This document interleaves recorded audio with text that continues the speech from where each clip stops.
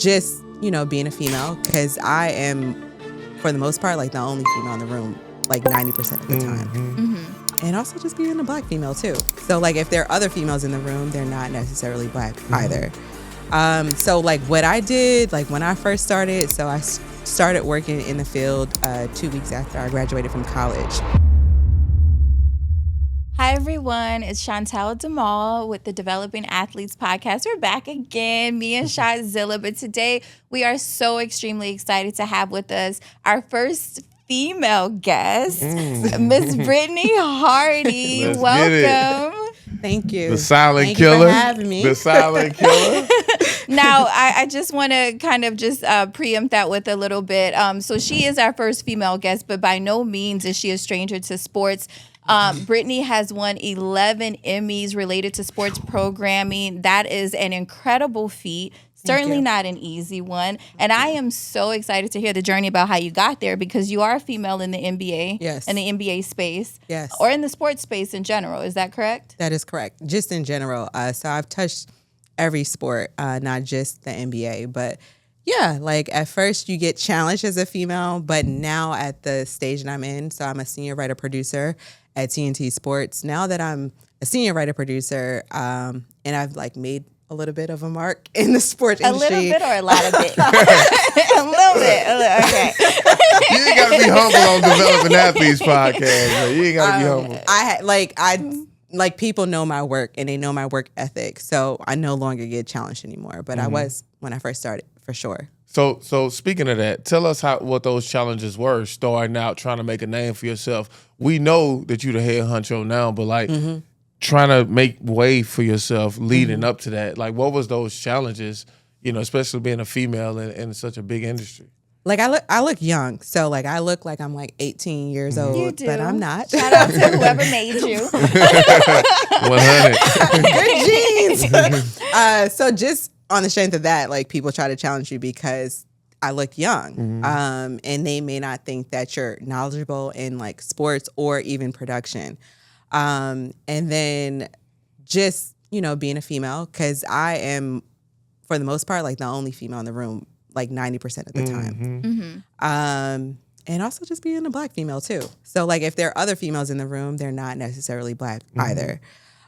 So like what I did, like when I first started, so I started working in the field 2 weeks after I graduated from college. Okay. What'd you study, Brittany? Broadcasting, telecommunication, and mass media. That's what's on my degree. Okay. So exactly what I'm doing now is exactly what I studied in college. And you love it. Let's just kind of start there, because not everybody who go to school for something actually love that industry or that trade that they're in. But you love where you are. Yeah, I love sports. Okay. Because for me, when I was in college, I thought I wanted to be in music, but I'm like a 90s, early 2000s girl.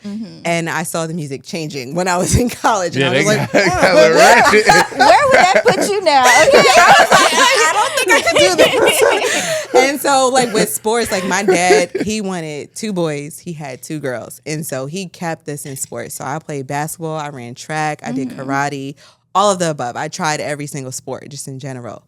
And so like for me, I just loved sports just in general. And I was just like, let me work in like production. Let me work in sports. And I did production when I was in high school. I was thankful. Like I went to White Plains High School in New York, and we had like production in there. Like we had a production class, and that was like my first introduction to it.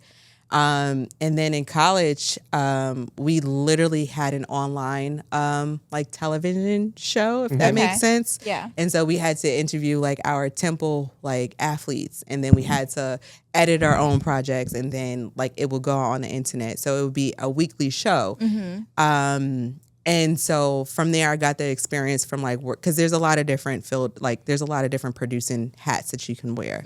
So from there, I got like field production, and then I also got like live show experience, and I just loved it. Yeah. And then I just had a couple of like internships, and then the internships led to, full-time jobs, and I just been in ever since. I love it. I love what I do. So it's good. So tell me, which show were you working on, and in what capacity when you won your first Emmy? My first Emmy was on the Olympics. Okay. So I believe my first Olympics was the 2014 Sochi Olympics, so in Russia. That was my first time actually going out of the country. And when you And to Russia, no less. I know. What city was it? Was it Moscow? It was Sochi. So it was like right on the Black Sea. And at that time, like any Olympics that you work, you always have like a threat of security. Okay. So like I was nervous because that was my first time, going away like out of the country. And then I was gone for a month. So like when you work in the Olympics, you get there earlier than, when the Olympics start. And then the Olympics is like 3 weeks. And so I wanted on that. So it was like working on like the prime time shows and stuff like that for the Olympics. Were you ever starstruck with any of the athletes that you came across that you were working with? What and tell me someone who did it for you, if that's not typically you. Well, my favorite basketball player of all time is Allen Iverson. So I interviewed him twice. One, I interviewed him during COVID, so it was over Zoom. And then the second time I interviewed him, it was in person. And I'm not starstruck because when I have to work, I'm all about business. Yeah. So I'm not starstruck, but I remember after that interview, like Allen Iverson is just a hard person just in general to like let his guard down or to feel comfortable. And after that interview and during that interview, he constantly told me how much fun he was having. Oh, I love and like that. he constantly the interview was supposed to be like 30 minutes and it was like an hour and a half because he was like, no, keep asking me questions. I'm having a good time. I love and it. like for me, I just felt so good because Yeah. I made him feel comfortable. Like he's a hard person. And then after that, I remember like FaceTiming my family, my mom, my dad, and my sister, and I was crying. I was like, Mom, he said I did a great job. I'm so happy. And this is after Russia and all of the Olympian This was 2 years ago. champions and everything. Yeah, this was 2 years ago. This is for a doc that I had produced, and it was on the 2001 76ers. So that was his best year. Everything but the chip. Everything but the chip. I gotta go back and check literally that. won everything but the chip. Like they literally took home like Coach of the Year, MVP, Defensive Player of the Year, Sixth Man of the Year. Like they literally won everything but the chip. Yeah. And you won an Emmy for that production? I didn't win an Emmy for that one, but I won an Emmy for something else that I had produced like after that. Okay. But yeah, just that was my like, oh my God, like I can't believe I did this. Allen Iverson. Yeah, Allen Iverson. And then another person was Spike Lee. Because Okay. like Spike Lee, he's in production. So in my head, I'm like, he knows if I'm not doing so, I gotta like kill this. Yeah, and that's intimidating, or it could be. Yeah. Spike Lee, and he was so nice and he was so good. But yeah, and in my head, I'm like, this is Spike Lee. Like he's a director. He knows. Spike Lee is very down to earth, I would say. So I know Very. you probably had your hangups because he's over there in the same capacity that you are, and you're over there working with him, and so you wonder, how is he critiquing me? I wonder if he's like Yes. looking at how I'm doing things and what he's thinking inside. That's exactly how it was. I remember my first, so I went to Spelman, my first year at Spelman. He came to the honors dorms before school started during our orientation week to just meet the women at Spelman. And I was like, you really are just like your movies. Like you're interested in this culture. You know, Yeah. it was just surprising to have him show up just to meet like the incoming class. And it just made me think like you really are someone who is true to what you put out there, because this is just like, you know, of course you're here now that I think about it, right? Like to for think sure. about how close he is to the culture and that he actually lives in that space. Yeah, I would say that was like, I don't get nervous before, because like me, like when I know I have a shoot, I'm like very prepared. Like I'm very organized. I like my crew knows exactly what we need to do, what I want to accomplish during this shoot. But that, and I'm never nervous because I'm over prepared. So like I make sure that like if something goes wrong during an interview, like something's always going to go wrong Yeah. all the time. But because I'm so prepared, we can adapt to that real easy. Like it's easy. And so I'm never nervous. But that Spike Lee interview, I was nervous because I was just like, he's amazing. Like, he's a director, he's a producer. And in my head, I felt like he was like critiquing me and just like where we shot and the questions I was asking and stuff like that. And then the last person that I like loved interviewing was Lil Wayne. Okay. I was nervous. Nervous for Weezy? I was nervous going into it because like what I do is I do a lot of like I prep myself. So I watch a lot of their interviews that they do before. And like if you ask him a wrong question, like he can like really like turn off, shut down, and say something smart to you. And I was just like, oh God, I hope that doesn't happen in our interview and stuff like that. And Lil Wayne is like a comedian and like really, like we laughed the whole entire time. And then after that, like his manager came up to me and just said how great, like a great of a job that I did for that. And like he was so nice. He was like, yes, pictures for everybody. You get a pic. Like it was so dope. And so yeah, Lil Wayne is like one of my favorite too. Yeah, I think that's good. Like when you finally meet people that you seen from afar and it's like, damn, they really dope in real life. For real. He's for real a dope person. Like, and he's for real like a comedian in real life. Like he literally should get on stage and start telling jokes. He is like, we were laughing. Even my crew was in the background, like trying hard not to laugh out loud. Cause like he has stories for days, but like the way that he tells a story is just so dope. Like it is. So dope. So speaking about when you say it's always something that's gonna go wrong, give us a time that something went wrong on live and you had to pivot right there on the spot. So I would say I had a shoot down in Puerto Rico earlier this year, and it was like, so like for your crew, you get 10 hours. And then after that is like overtime. So we were trying to shoot like a couple of features in one shoot day with this athlete, and she came 2 hours late. So we just had to I just had to like just, you know, scratch off. Like we got everything that we needed done. Yeah. But you know, you just have to like think in your head. Cause I make a detailed list, like 7 a.m. we're doing this, 7:15 we're doing this. And so like for me, that helps me look at the list and be like, all right, we can take that off, or you know what I'm saying? So honestly, when I'm dealing with most athletes or celebrities, it's them being late. Yeah. And like, it's like a 2 hour or a 3 hour. And I'm just like, oh my God. Cause like we're paying the crew for this. And like, you don't want to go overtime. There's only so much B-roll you can shoot before they get there. Exactly. You know and then also it's just like, as a producer, you need to worry about your crew. Like my crew is very important. And so you have to worry about like, if they're eating, if they had a break and stuff like that. So like, somebody being late can set all of because I just had them up at 6 a.m. You know what I'm saying? So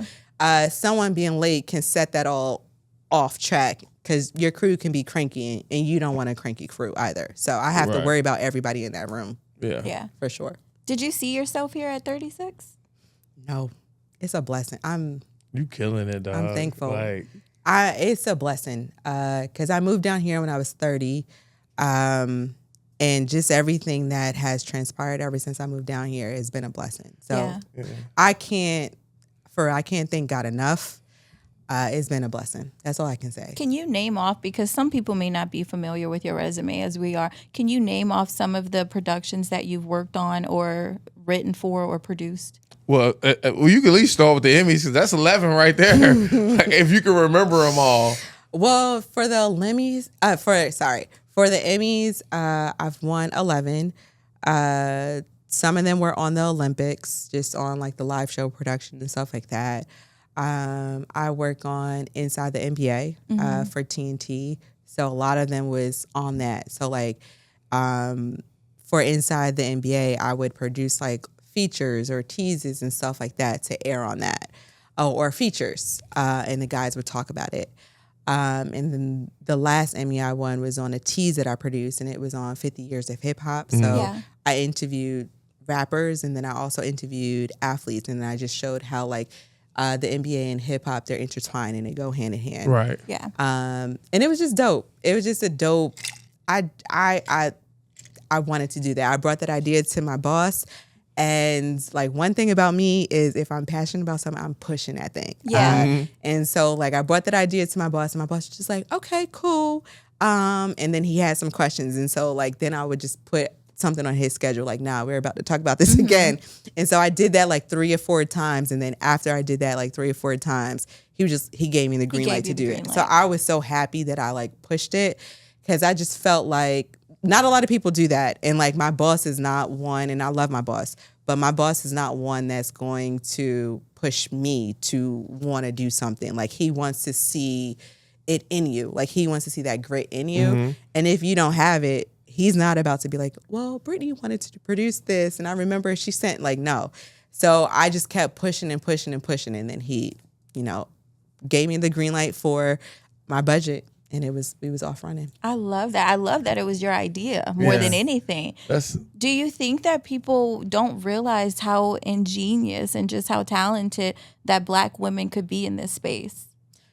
Yeah, because it's sports. And when I tell you, like, people will try to challenge you, like, I promise you they don't do it now, because I think they know who I am. And like, also I can pick, now I'm at like a point in my career where I can pick my crew and who I work with and stuff like that.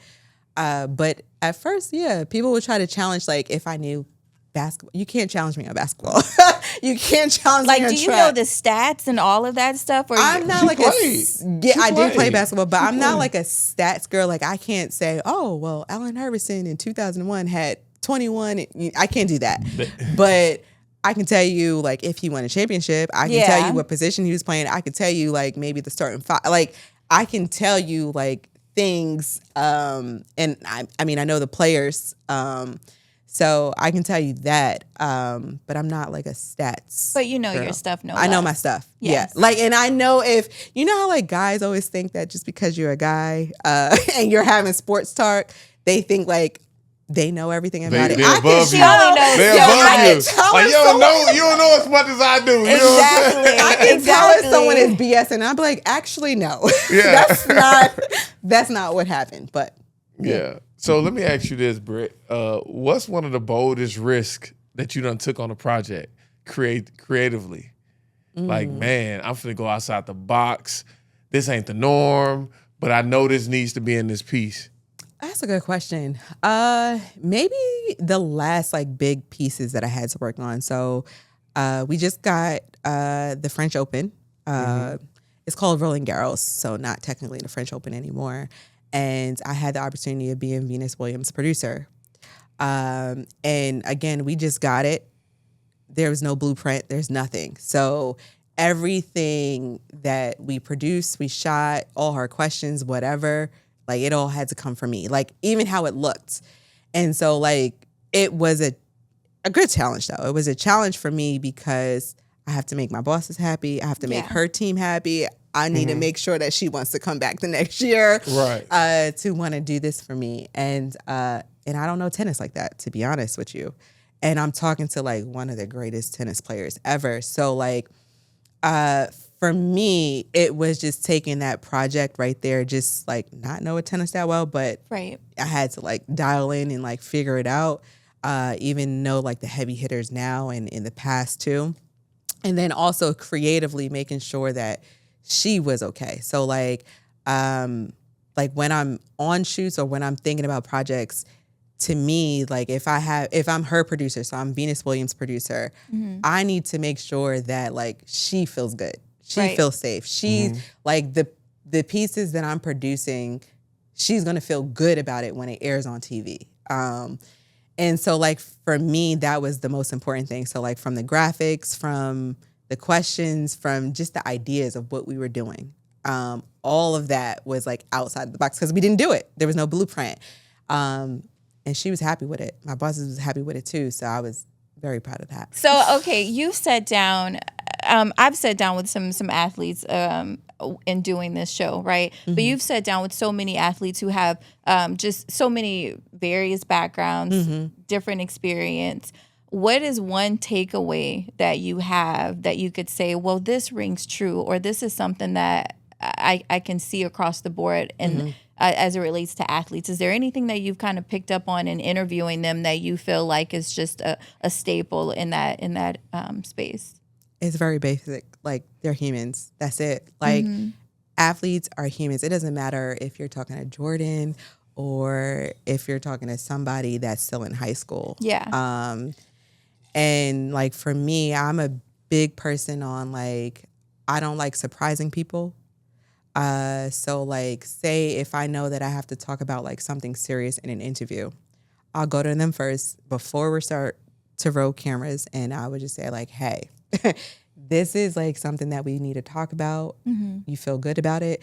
And like, for me, that to me makes them want to tell me more, because I came to them first. I'm not surprising them, and I'm respecting them. Like, if I know if it's a hard conversation, and to me that got me like far, and they respect that, and they want to stay, like the Allen Iversons, like they want to stay longer. Because like with him, I did that with him, because we had to have some like hard conversations in our interview, and because I made sure that he was cool with it beforehand, like I think we were good during an interview, and we had a conversation about it.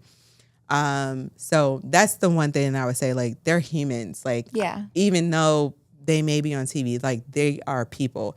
So like, imagine if you just walk into an interview and somebody is asking you a hard question about like your family or like a hardship that you had in your life.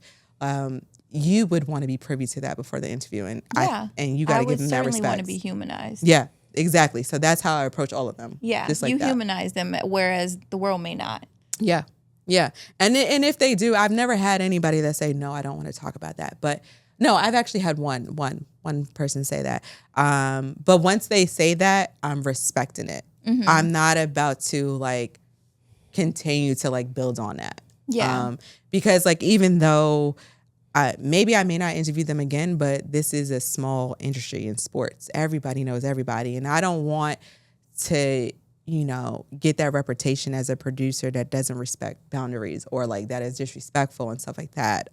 Like, I want to always like keep it going. So like, people that I've interviewed in the past, like now we still cool because I did a good job with them, and like they trust me. And that's what I want, for sure.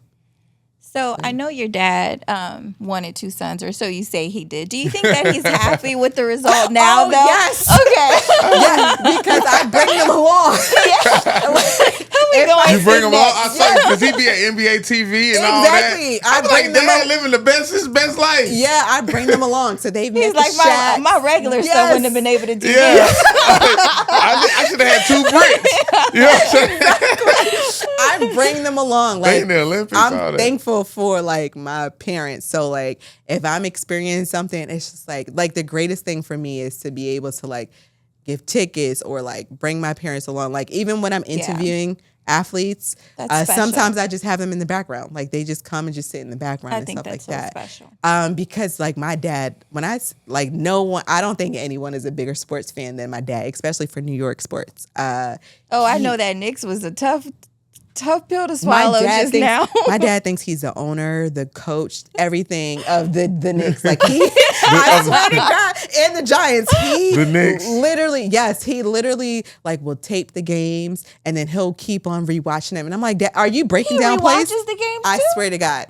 I'm like, Dad, that's crazy to break down a baseball game. Are you sending notes? Like, and my dad, his best sport was baseball. So like with the Yankees, he's like, oh my God, why would they have that hitter after this? And I'm like, Dad, you're not getting paid. So for me, just to bring them along the ride is one of the best experiences ever. That's dope. What's your sister doing? So my sister is a social worker. So like we're too opposite. We're so opposite. Like, I'm more of like I'm passionate. My sister's so like reserved, but she still is passionate too. But she's a social worker in elementary school, so she has her hands tied. Sweet. Yes. They're like, nice talking to you. Get Britt on the phone. My sister has a lot of masters, so like I don't have a master, so she's good on that. Yeah. So let me ask you this, Britt. So with all the changes that we going on with AI and all this stuff, how does sports storytelling look in the next 5 years? Do you see a change? That's Do a you good see question. a difference in how you do your thing and how you get the best out of your interviewees? Well, we've already incorporated like AI in some of our storytelling, and Y'all ahead like of the game. the way that we've done that is like, for the last All-Star that we had, a producer, his name is Christopher Blocks. He produced the piece, and he used AI in there as far as like, he was trying to tell a story that happened in like the 60s. And so like he got like someone to like animate it and do AI to like help tell that story. So, which was dope. It was a good way to like show that. Or in the past, like two people didn't have to be in the same room to interview. So like but it looks like they're still in the same room when they interview. So like we've done that. As far as like, you know, shooting and like storytelling, I think that's always going to remain the same. Like the idea has to start in your head first. I think just getting to the finish line might look a little different. Yeah. Because you'll have like more software and stuff Yeah, like that like, to just help you tell. tools. Yeah, more tools to help you tell it. But I think the storytelling and like interviewing stuff, like you still need those skills to do it. So let me ask you this, right? So Inside the NBA is one of my best shows. I've been watching this since college. Like, yeah, it's my favorite show. Religiously. Like literally, like sometimes I wouldn't even watch the game. But I'm tuning in for the show to see Chuck, Shaq, Ernie, and Kenny. You know what I'm saying? And so like when you're producing a show like that, what's your input? Like how are you shaping the show? Like what part of the show that I like that Britt is a part of? So like with Inside the NBA, All of it. All of it. All of 11 Emmys. So there's a lot of like spaces as far as producing. So like producing the actual show, that's called like a live producer. So that's not the role that I'm in right now. I have worked in live producing before. But the role that I'm in right now would be, so like, let's take the 50 years of hip hop, right? So I interviewed Shaq for that. So I'm literally interviewing him to be a part of that. So it's an interview, and then I'm cutting like a piece to go in that show. So once I cut a piece to go in that show, I'll write my lead to go. And so your lead is like just telling Ernie like what it's about and like getting, you know, prepping for it. And then it will play. And then the guys will have a reaction on the other side of it. So like that would be like, maybe all of that would take like 10 minutes. So Brittany Hardy will have 10 minutes of that live show. Like real estate. Brittany Hardy will have 10 minutes of real estate on that show.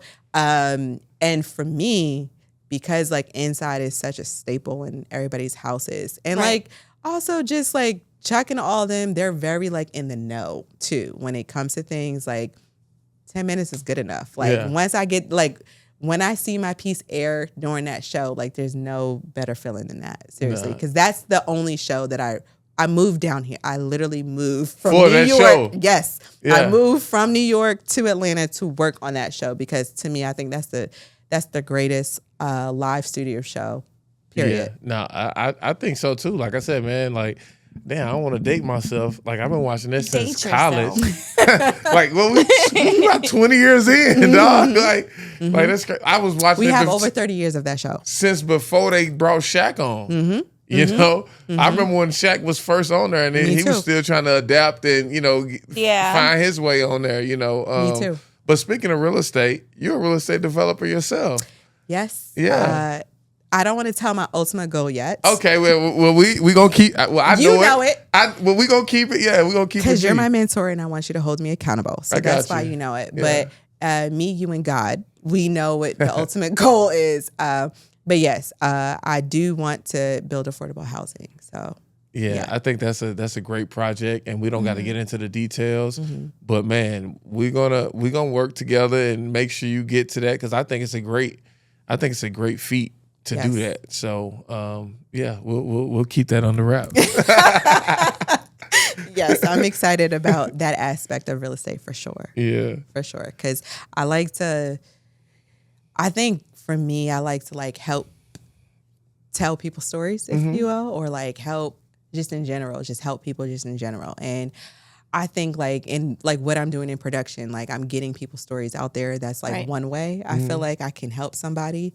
But in real estate, like especially when I talk about affordable housing, it's hard. Like the pricing for housing right now is hard. Even the middle class people are having a hard time finding housing in Atlanta or just in general and anywhere. And like for me, it's important like that's having housing, food, water, that's fundamental. The essentials. Yeah, fundamental. And so that's why I'm very passionate about that for sure. No, for sure. I think it's a great thing that you're doing, and we'll get to it when we get to it. We're going to get to it. I'm going to be back here to talk about it. Yeah, there's such a need for affordable housing. Do you think that you have that in your heart coming from New York? Yeah, but just in general. So like just the aspect of the affordable housing that I want to do like affects like the Black and brown people just in general. And it's a lot of Black and brown people that are, displaced or maybe having a hard time finding housing, regardless if it's, because if you have bad credit now, it's hard, regardless if you have the money. It's just hard. And that is just something like I don't think anybody should be without shelter, period. Especially in Atlanta when it gets really, really hot or, sometimes in the winters, it rains a lot down here too. But sometimes in the winter it can get cold too. So that's something that I'm really, really passionate about, just to get people in houses. So I just transitioned corporately from developing affordable housing throughout the state. So I would manage like $300, $200 million affordable housing portfolios. And one of the things that became an issue is in the change of administration, we could be in the middle of closing like a $50 million deal to build a 200-unit affordable housing development in the state of Georgia.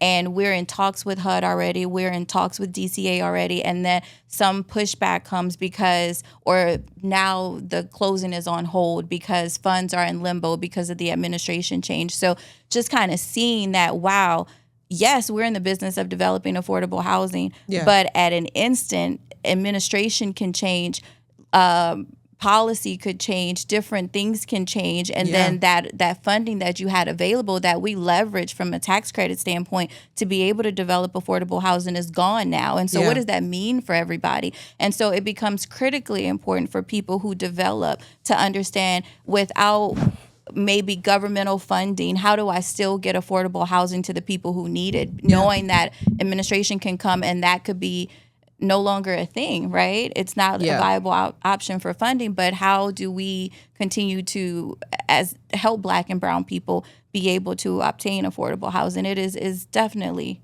a need for that and for developers to start to specialize in that apart from or separate from getting government assistance in order to develop it. There just has to be a heart and a know-how of how to do it anyhow.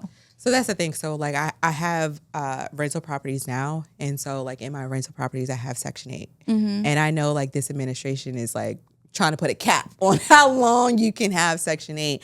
And so that's what I'm thinking of too, because my tenants are great right now. Yeah. And I am trying to figure out, so like for an example, if they do put a cap on Section 8, which they're trying to do, what happens after that? Right. Like, what is the, like how, but that's what I love about real estate and just production in general. Like I love to be creative and like even in real estate, you can be creative. Like Rashad talked about this earlier. Like just putting a deal together just in general, there's so many different ways that you can put a deal together. Yes. And that is the same thing. Like I also feel like when you have something under contract, like for me, if I have rental properties, like these are my homes, I own them. So now like, since I have Section 8 tenants, now I have to think, okay, Brittany, if the administration changes this, what's going to happen now? Because my tenant is, has Section 8 because they're having a hardship and they can't pay the full rent. So now what do I do? And to me, like, that is nerve-wracking a little bit, but I also love the challenge. So, like, that's why I love real estate and production, because they both pose a challenge, and I love to, like...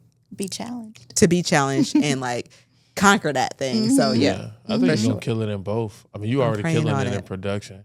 You got... And he talks all the time about the transferable skills, so there you go. Yes. You got the machine behind you, so you're going to win in real estate too.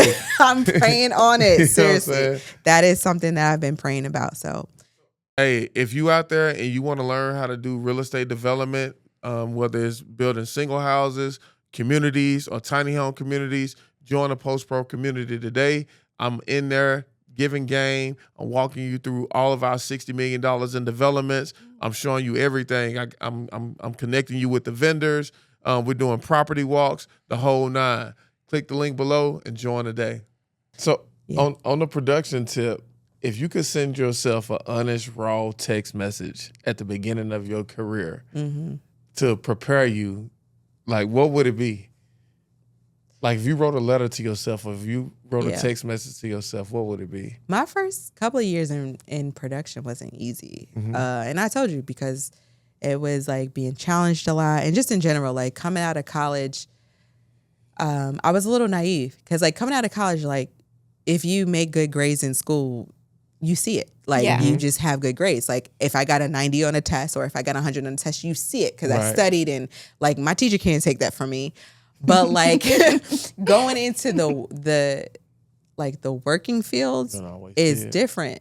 It's like just because you're making A's or whatever in the work field, you have to like be kind of aggressive, like for yourself. No one else is going to like speak up for you. And I didn't know that like my first couple of years coming out of college. So I would say like my first job that I had, it taught me just that, like I call it professionally aggressive. Like if I accomplish something, if my boss says something, I am keeping that email, I'm writing it down. So like the next meeting that I'm having, if I know that I need a promotion or whatever, I'm bringing it to you like, all right, so on May 2nd, you said or you said I did a good job. Or February 11th, I like accomplished this project, and this is everything that entailed in that project. So when I first got out of college, I was just like, oh my God, what's happening? Like, because I'm seeing people like get raises and stuff like that I felt like didn't deserve it over me. And so then after that, I was just like, oh no, like this is not happening. And so my first job was at ESPN, and I'm telling you, like that taught me how to just be so like aggressive, but professionally for myself. Because I knew nobody was going to be a better advocate than myself, and I knew what I deserved. And so anytime there was a promotion or just anything just in general, I don't care if there was a promotion or not, like I am bringing this to my boss. Like, this is what I feel like I need because these are all the things that I accomplished. And so, like, that to me, like, that first job, I swear to God, like, ESPN is like, and all of my friends that worked at ESPN, they all feel the same way. Like, to me, like, ESPN is a perfect entry-level job after you get out of college because, like, there's a million people that work there, and you got to learn how to stick out.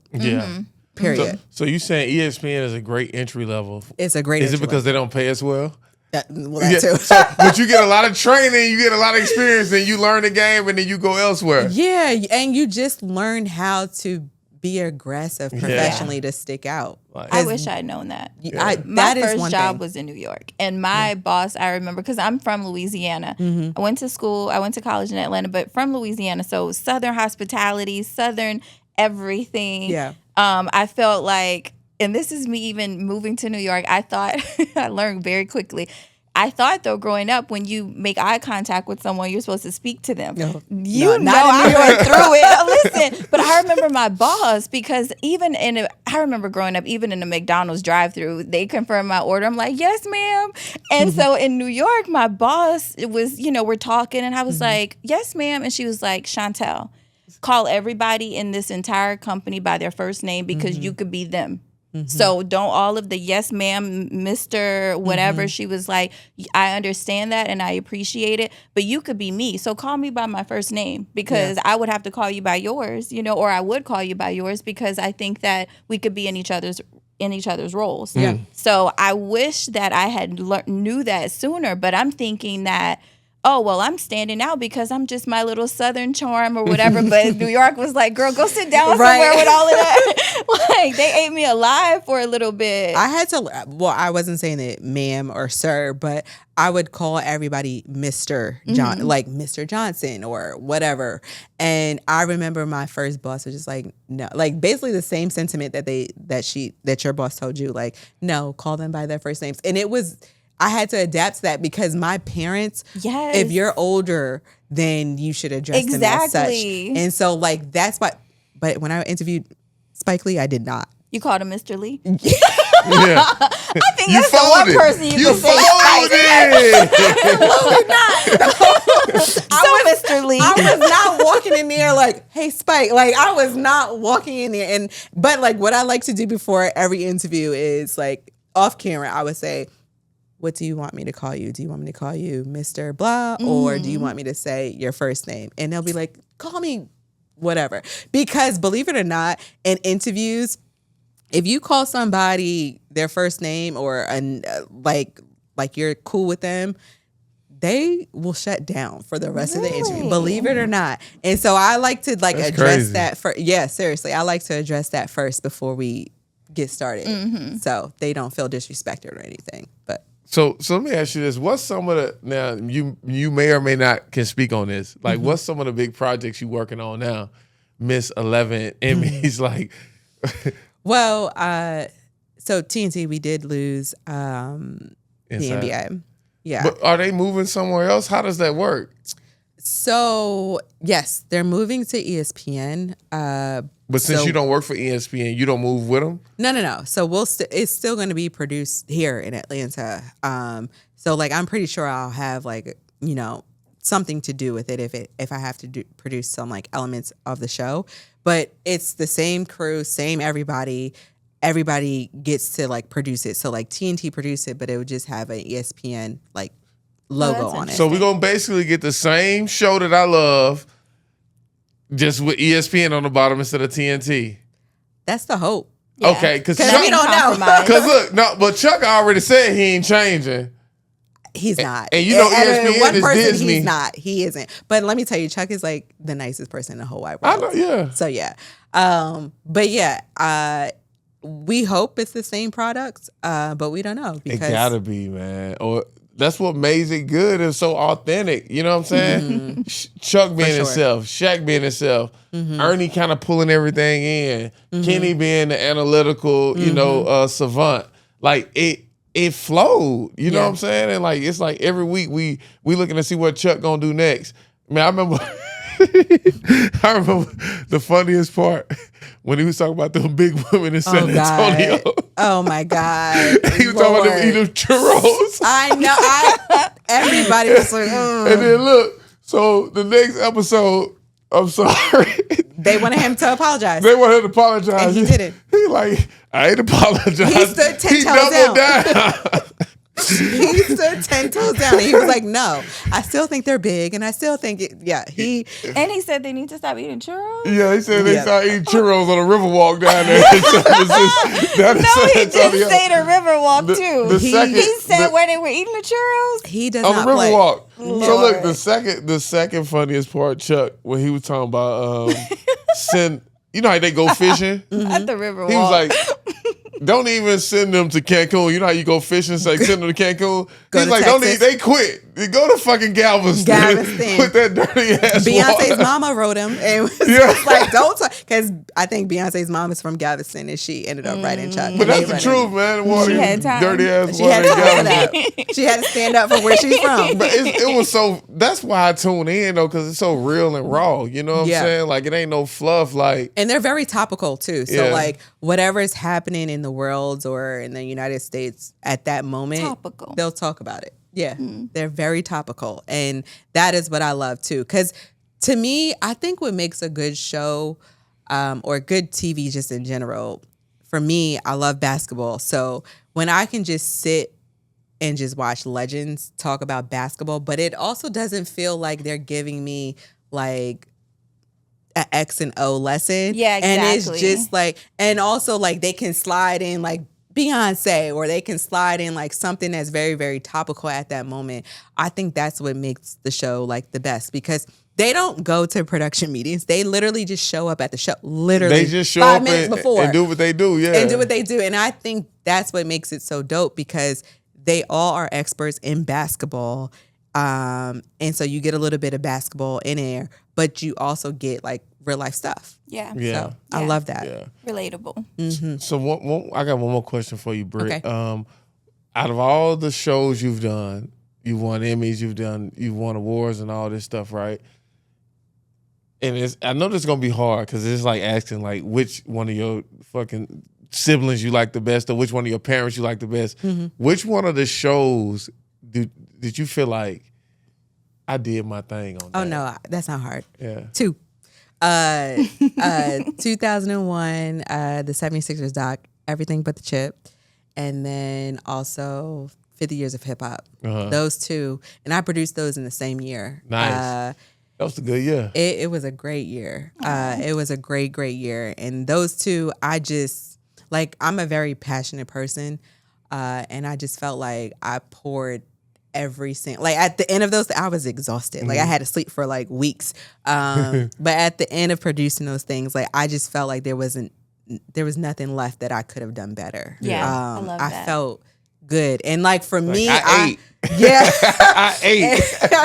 And like for me, like when I'm watching some of my pieces, I'm like, oh my God, I should have done this. I should have moved this way. I should have asked this question. I should have followed up with this. But like with those pieces, I feel whole. I felt great. I felt really, really good about those 2 pieces. Yeah. Oh, that's dope. That's dope. Yeah. Would you say you're fulfilled? No. She's still hungry. Yeah. She a dog. She a humble dog though. She a killer, bro. I'm telling you, like. No, I'm not fulfilled yet. I have a list. I was telling my boss this when we was in Paris, actually. I gave him a list of people that I still want to work with. And I'm like, you need to hold me accountable for this. Like, I need to get to these people. So no, I have a list of people that I still want to work with. And then just in real estate in general, I don't think I scratched the surface yet and just what I want to do in real estate. So, and Rashad's going to help me with that. No, for sure, 100%. I got you, man. I'm telling you, we 10 toes down. We done had a couple one-on-one sessions. And, you know, like, I don't mind. I like doing that. You know what I'm saying? Like, I like teaching. So let me rephrase that. I like teaching the people who I know going to receive it and do something with it. I don't want to waste my time. Yeah. You know what I'm saying? Like, I know you're going to do something with it. Like, I see when I came in the game, I'm looking at myself as somebody who I would have wanted coming up. Like, somebody who wanted the best for me, whether they be better than me or not, or, you know what I'm saying? Like, I came in on a lot of gatekeepers. So I'm like, man, I don't never want to be like that. Like, bro, the world is open for business. It ain't no shortage on this shit. Like, we may look at the same deal and have different out, you know what I'm saying? Like, we may look at the deal differently. You know what I'm saying? Like, so we not even, ain't no competition in this thing. So it's like, man, I wanna make sure I plant seeds and help people behind me that's coming behind me to do what I'm doing in the development space. So man, That's you gonna exactly kill how I it. felt. I got you. You got the machine behind you. I got you. I appreciate that. Me, you, and God, we got this. Yeah, let's go. And we gonna keep it on the wrap. We're gonna keep it on until when I start to do what I want to do, because he knows my goal, like the exact goal that I have when it comes to affordable housing. When I start to do that, because I'm a person on like, don't say it out loud yet until you know, start. I like that too. Sometimes I just like to drop it. Like, I don't want to talk that's about it. how I feel. It's enough people talking. I just want to, boom. I just Yeah. want to show and prove. You know what I'm saying? For sure. But I said it out loud to you because I really do want you to hold me accountable for that. Yeah. For sure. I most definitely will. So. Yeah. All right, Brittany. So we are so thankful that you made time today to come by and talk to us. Thank you. I don't know. I know that you have so much that is in store for you. I know it's real estate development. I know you will continue to produce and storytell in such an amazing way. So we're excited to see everything unfold for you. Thank you. Really glad that you made time to come sit with us today. Going to sit down and watch everything that you do too in turn. Good luck with everything. Any way that you could leverage us for real estate, anything that we can do, we're obviously here to help. Any parting words you want to tell everyone? No, I just want to, yes, actually, I just want to just say God is good for real. And I'm thankful for meeting you, meeting Rashad. I'm thankful for just everything. And thank you for having me. Oh, it's definitely our pleasure. Thank you. We're gonna get to it, and we're gonna do some site visits, and I want you to kind of see what's going on. We talked about it. I think it's a different dynamic once you walk it and see it, and I think once you put those two together, it's gonna really accelerate your learning curve. So looking forward to that, man. And I appreciate you coming on the podcast. And let me just quickly say that the next time you go interview Allen Iverson, I'm gonna be in your back pocket so we can go. Trust me, I said anytime Allen Iverson comes up, I'm doing it. Like they literally reach out to me. I'm like the Allen Iverson whisperer for real. I'm gonna be in your back pocket whispering too. Okay, I'm gonna be like, now say this. Like they've needed Allen Iverson for a couple of other things, and they're like, Brittany, can you help us out? And I'm like, okay, I got you. I got you. That. Look how the tables turn. Allen Iverson, if you're watching this, you already know you're my favorite basketball player of all time. And you already know too. All right, everybody. That takes us away. This is Chantel Demal again with the Developing Athletes Podcast. My co-host here, Shadzilla, and the amazing, accomplished, beautiful Brittany Hardy. Thank you. Thank you so much for joining us. Thank you for having me. Yes, sir.